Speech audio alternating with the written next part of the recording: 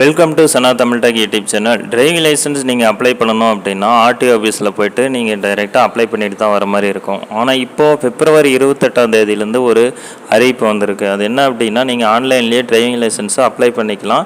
அதுக்கான சான்றுகள் எல்லாமே உங்கள் தபால் மூலயமா உங்கள் அட்ரஸ்க்கு அனுப்பி வச்சுருவாங்க. டிரைவிங் லைசன்ஸு அதுக்கான சான்றிதழ் எல்லாமே உங்களுக்கு தபால் மூலயமா அனுப்பி வச்சுருவாங்க. நீங்கள் அப்ளை பண்ணும்போது கொடுக்கப்பட்ட அட்ரஸை கரெக்டாக கொடுத்துடணும். இல்லை அப்படி மாற்றி கொடுத்துட்டீங்க அப்படின்னா அது வேறு அட்ரஸுக்கு போயிடும். வேறு அட்ரஸுக்கு போனதுக்கப்புறம் அது திரும்ப ரிட்டன் ஆர்டிஓ ஆஃபீஸ்க்கே போயிடும். நீங்கள் அங்கே போய் நேரில் கேட்டாலுமே அதுக்கான டீட்டெயிலாம் கேட்பாங்க. ஸோ நீங்கள் கொடுக்கும்போது கரெக்டான அட்ரஸை கொடுங்க. மார்ச் மாதம் ஃபுல்லாகவே 2,51,501 அப்ளிகேஷன் டிரைவிங் லைசன்ஸ் அப்ளை பண்ணியிருக்காங்க. 2,48,986 பேருக்கு டிரைவிங் லைசன்ஸ் அனுப்பிச்சிருக்காங்க. கரெக்டான அட்ரஸ்க்கு அவங்களுக்கு கிடச்சிருச்சு.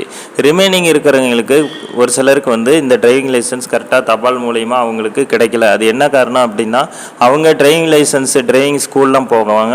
அந்த டிரைவிங் ஸ்கூலோட அட்ரஸை மாற்றி கொடுத்துருப்பாங்க. தன்னுடைய வீட்டு அட்ரஸ் கொடுத்தா மட்டும்தான் வீட்டுக்கு கரெக்டாக டிரைவிங் லைசன்ஸ் வரும். மாறி நீங்கள் வேறு அட்ரஸ் கொடுத்துட்டீங்க அப்படின்னா அந்த அட்ரஸ்க்கு போயிட்டு திரும்ப ரிட்டன் ஆர்டிஓ ஆஃபீஸ்க்கே போயிடும்.